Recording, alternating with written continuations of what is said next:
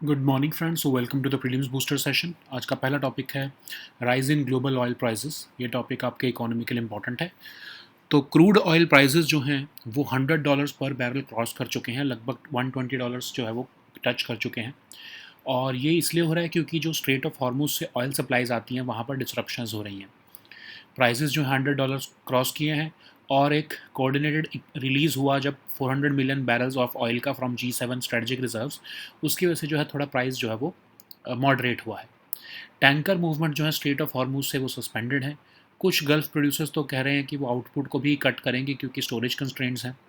तो इंडिया ज़्यादा वल्नरेबल है क्योंकि इंडिया जो है वो 88% अपनी क्रूड ऑयल की जो सप्लाई है उसके वो इम्पोर्ट पर डिपेंडेंट है। इंडिया जो हैविली रिलाई करता है स्ट्रेट ऑफ हॉर्मुज पर, लगभग 2.5 to 2.7 million barrels per day, लगभग हाफ ऑफ इंडिया का जो ऑयल इंपोर्ट है वो इसी राउट से आता है। और ये crude mainly Iraq, Saudi Arabia, UAE और कुवैत से आता है। राइजिंग ऑयल प्राइसेस की वजह से current account deficit, inflation, exchange rate और फॉरेन एक्सचेंज रिजर्व्स पर इम्पैक्ट हो सकता है।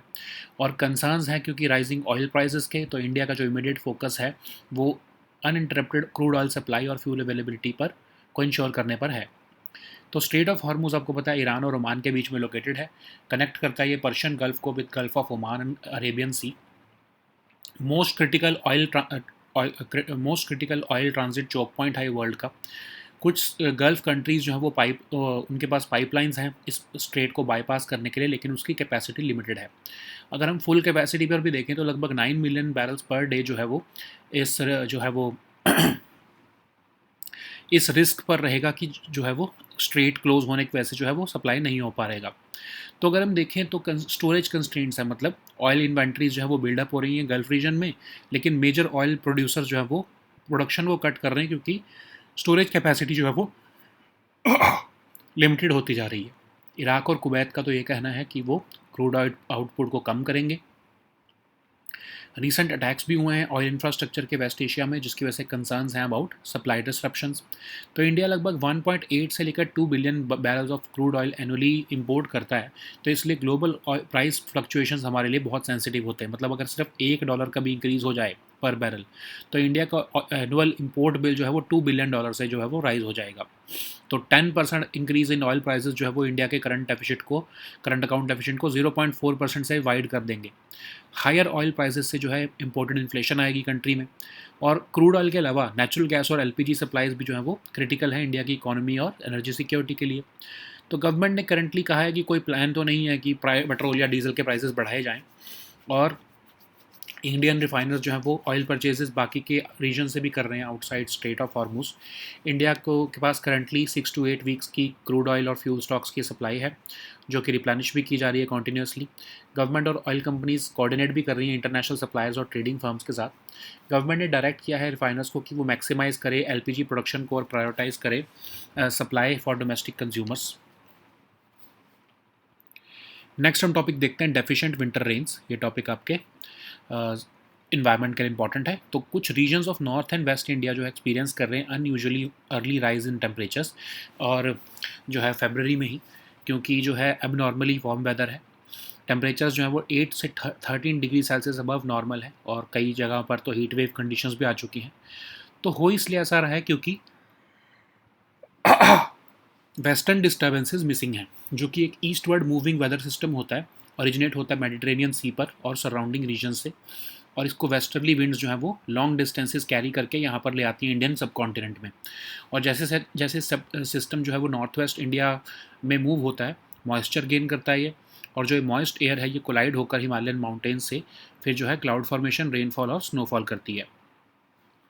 तो ये दिसंबर से फरवरी के बीच का फिनोमेना है, और ये primary source of winter rain और स्नोफॉल भी होता है नदर्न स्टेट्स के लिए।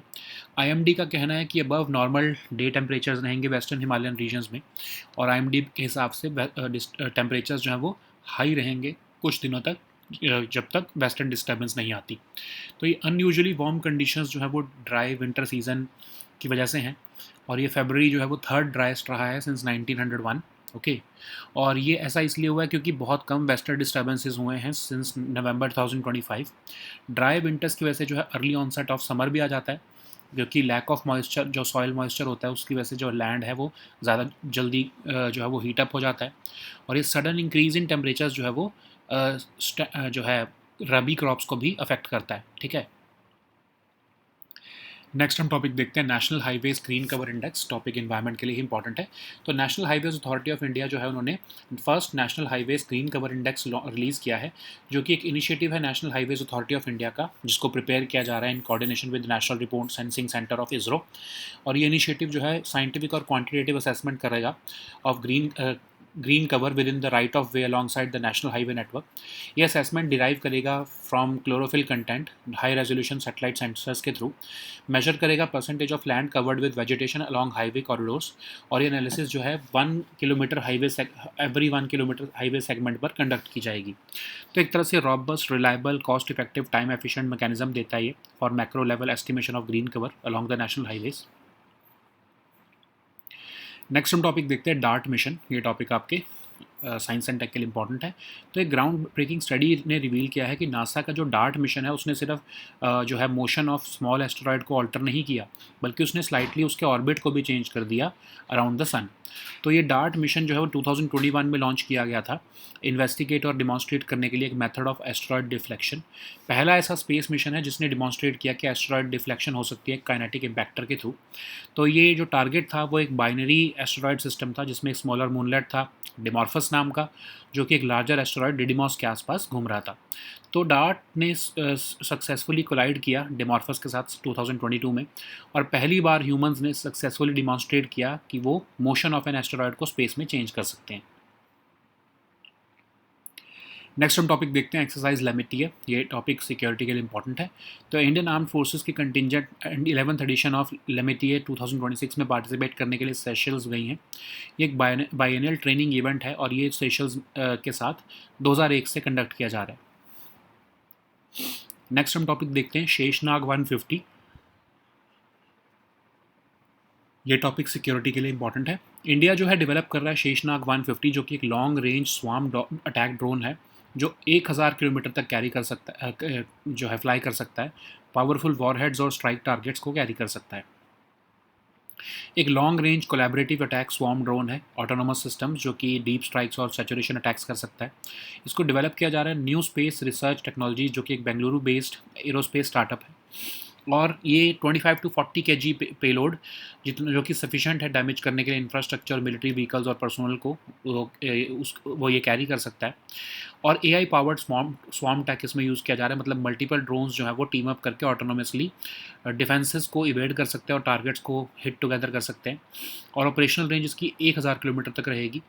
5 घंटे तक ये एयरबाउंड रह सकता है और real time surveillance, autonomous target identification, strike capabilities से इक्विप्ड है ये। नेक्स्ट हम टॉपिक देखते हैं अनावरण पोर्टल। ये टॉपिक आपके इन्वायरमेंट के लिए इंपॉर्टेंट है। तो फॉरेस्ट सर्वे ऑफ इंडिया ने अनावरण डिफॉरेस्टेशन अलर्ट सिस्टम जो है स्टेट्स को देना बंद कर दिया है ऑन डिफॉरेस्टेशन। तो ये पोर्टल जो है वो 2024 से ऑपरेशनल था और ये सैटेलाइट डेटा और मशीन लर्निंग का इस्तेमाल करके फॉरेस्ट सर्वे ऑफ इंडिया के थ्रू लोकेशन अलर्ट्स इशू करता था लॉस ऑफ फॉरेस्ट कवर की स्टेट्स को हर 15 दिन में। ये अलर्ट सिस्टम बेस्ड था गूगल अर्थ इंजन प्लेटफॉर्म के ऊपर और सेंटिनल-2 सैटेलाइट इमेजेस को इनपुट डेटा की तरह यूज़ करता था। फॉरेस्ट सर्वे ऑफ इंडिया क्या है? Premier national organisation under union ministry of environment, जो कि रिस्पॉन्सिबल है for assessment and monitoring of forest resources of the country regularly. Okay, next हम टॉपिक देखते हैं साइलेंट वैली नेशनल पार्क। ये topic आपके एनवायरनमेंट के लिए इंपॉर्टेंट है। तो कॉम्प्रिहेंसिव बर्ड सर्वे कंडक्ट किया गया है साइलेंट वैली नेशनल पार्क में, जिसमें 192 बर्ड स्पीशीज़ को डॉक्यूमेंट किया गया है। तो ये silent valley national park south west corner of Nilgiri, south India में, केरला में लोकेटेड है और ये सेंटर पीस है नीलगिरी बायोस्फीयर रिजर्व का और नरिश होता है ये by Kunthipuzha river. Okay, so now let us see all these topics in English. So the first topic is rise in global oil prices. This topic is important for your economy section. Crude oil prices have surged above $100 per barrel, and they have briefly touched nearly $120. And due to the escalating Iran war and disruptions in oil supplies through the Strait of Hormuz, so prices have remained above $100 per barrel although reports of a possible coordinated release of about 400 million barrels of oil from G7 strategic reserves have helped moderate the surge. Tanker movements through the Strait of Hormuz have been effectively suspended. So, additionally, some Gulf producers are also cutting oil output due to storage constraints. So, India is vulnerable because we import about 88% of our crude oil, and we are dependent heavily on Strait of Hormuz for our imports. About 2.5 to 2.7 million barrels per day, which is about half of India's total oil imports, pass through this route. The crude mainly comes from Iraq, Saudi Arabia, UAE, and Kuwait. Rising oil prices affect the current account deficit, inflation, exchange rate, and foreign exchange reserves. So, despite concerns about rising oil prices, India's immediate focus is on ensuring uninterrupted crude oil supply and fuel availability. So, Strait of Hormuz, which is located between Iran and Oman, connects the Persian Gulf with the Gulf of Oman and Arabian Sea. It is the most critical oil transit choke point in the world. Although some Gulf countries have pipelines which bypass the strait, their capacity is limited. Even at full capacity, about 9 million barrels per day would remain at the risk if the strait is closed. So, oil inventories are building up in the Gulf region. Major oil producers have started cutting production. Iraq and Kuwait have already begun reducing the crude output. Recent attacks on oil infrastructure in West Asia have increased concerns about supply disruptions. Okay, India imports about 1.8 to 2 billion barrels of crude oil annually, making it highly sensitive to global price fluctuations. A a $1 increase per barrel can raise India's annual oil import bill by up to $2 billion. And as per experts, India is among the most vulnerable Asian economies to rising oil prices, as a 10% increase in oil prices can widen the current account deficit by about 0.4% of the GDP. So, higher oil prices could increase the imported inflation by raising fuel costs and weakening the Indian rupee. Apart from crude oil, natural gas and LPG supplies are also critical for India's economy and energy security. So, despite the surge in global crude oil prices, government currently has no immediate plans to increase petrol and diesel prices. To maintain supply, Indian refiners are increasing oil purchases from regions outside the Strait of Hormuz. So, India currently has 6 to 8 weeks of crude oil and fuel stocks, which are being replenished continuously. The government and oil companies are coordinating with the international suppliers and trading firms, including major energy traders. And even Essential Commodities Act have been imposed, through which government has directed refiners to maximize LPG production and prioritize supply for domestic consumers.